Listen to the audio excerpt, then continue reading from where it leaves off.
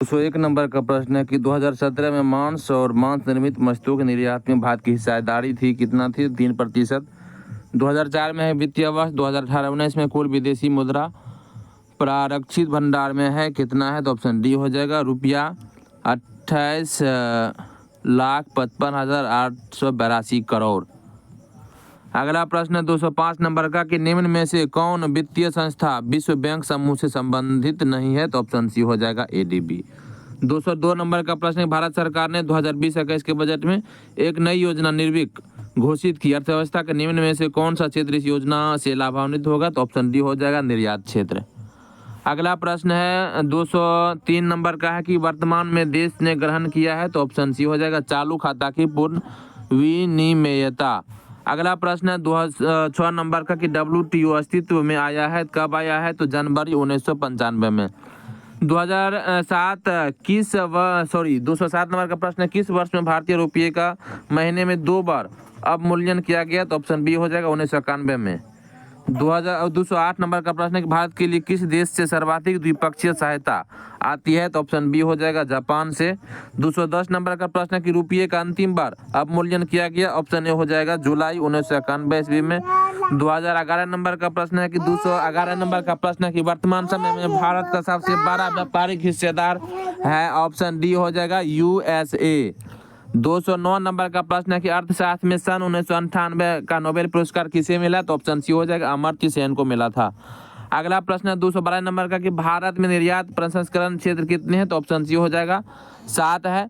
215 number का प्रश्न है कि पंचवर्षीय योजना की कौन सी अवधि सत्य नहीं है? तो चतुर्थ है, 1966, 76 यह सही नहीं है, बाकी जो है सभी सही है। 213 नंबर का प्रश्न है कि निम्न में से PIO कार्ड स्कीम किससे मेल खाती है? तो यह मेल खाती है, ऑप्शन सी हो जाएगा, केवल एक से। इसका अभिप्राय भारतीय मूल के उन लोगों से है जो विदेशों में आवास रखते हैं।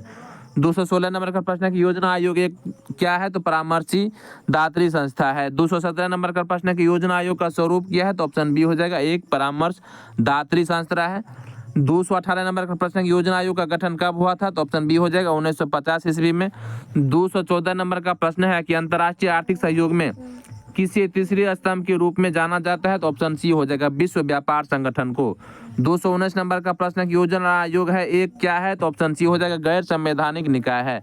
220 नंबर का प्रश्न है कि भारत में नियोजित अर्थव्यवस्था आधारित है? ऑप्शन बी हो जाएगा, मिश्रित अर्थव्यवस्था पर। 223 नंबर का प्रश्न है कि पंचवर्षीय योजनाओं के मसौदे को अंतिम रूप से कौन स्वीकृति प्रदान करता है? तो ऑप्शन सी हो जाएगा, राष्ट्रीय विकास परिषद। 224 नंबर का प्रश्न है कि भारत की 8वीं पंचवर्षीय योजना की अवधि है, कितना है? तो 1992 से 97।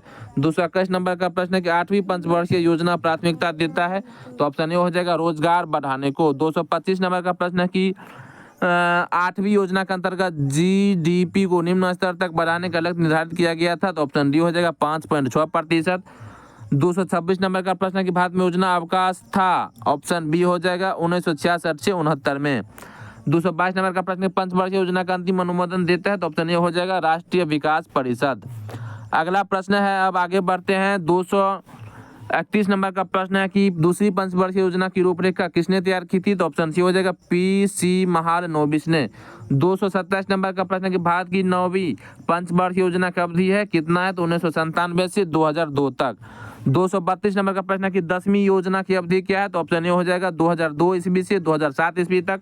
228 नंबर का प्रश्न है कि 7वीं पंचवर्षीय योजना में अविकासीय व्यय में वार्षिक वृद्धि का औसत है? तो इस चारों में से कोई भी उत्तर सही नहीं है। 233 नंबर का प्रश्न कि भारत में जनसंख्या वृद्धि के इतिहास में कौन सा वर्ष महाविभाजन का वर्ष था? तो ऑप्शन डी हो जाएगा, 1921। आगे बढ़ते हैं और अगला प्रश्न है 229 नंबर का कि जिला नियोजन एवं विकास परिषद का प्रधान कौन होता है? तो ऑप्शन सी हो जाएगा, जिला नियोजन पदाधिकारी। 230 नंबर का प्रश्न है कि आर्थिक नियोजन विषय है, किस चीज का विषय? समवर्ती सूची में है। आगे बढ़ते हैं और अगला प्रश्न है 234 नंबर का कि भारत के जनसंख्या अध्ययन में कौन सा जनगणना वर्ष डेमोग्राफिक डिवाइड के नाम से जाना जाता है? तो ऑप्शन बी हो जाएगा, 1921 को। 1935 में कि भारत के ग्रामीण आबादी का कितना प्रतिशत जनसंख्या प्राइमरी शिक्षा की सुविधा पाती है? तो ऑप्शन ए हो जाएगा, 94%। 238 नंबर का प्रश्न है कि पारिस्थितिक संतुलन बनाए रखने के लिए न्यूनतम वन आवरण कितना होना चाहिए? संपूर्ण भूमि का 33%। 236 नंबर का प्रश्न कि वर्ष से 1 की जनगणना के अनुसार निम्नलिखित में से कौन सा राज्य साक्षरता के राष्ट्रीय औसत से नीचे था? तो ऑप्शन सी हो जाएगा उड़ीसा।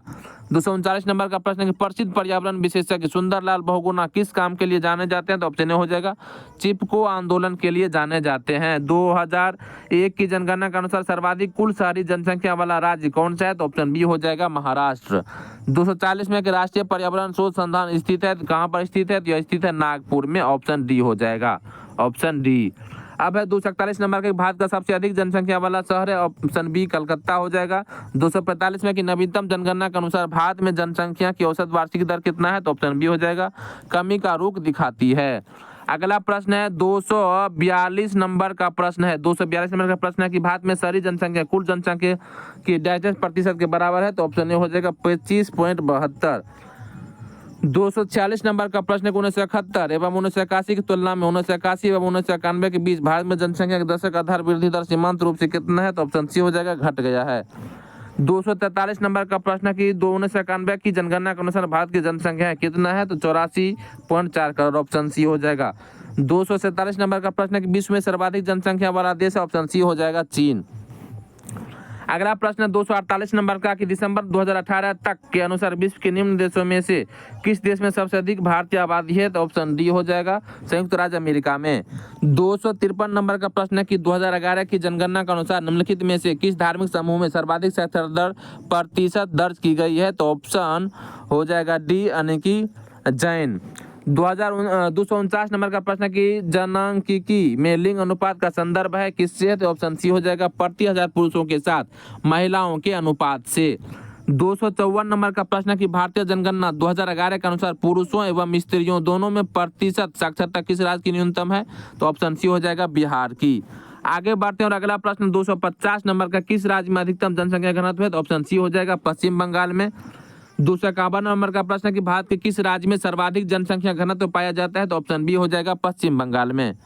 255 नंबर का प्रश्न है कि 2011 के जनगणना के अनुसार भारत के किस राज्य के आदिवासी की आबादी का प्रतिशत उसकी कुल आबादी की तुलना में सबसे अधिक है? तो ऑप्शन सी हो जाएगा मिजोरम का। 200 अब जो है इसके बाद जो है प्रश्न उत्तर नहीं है तो आज के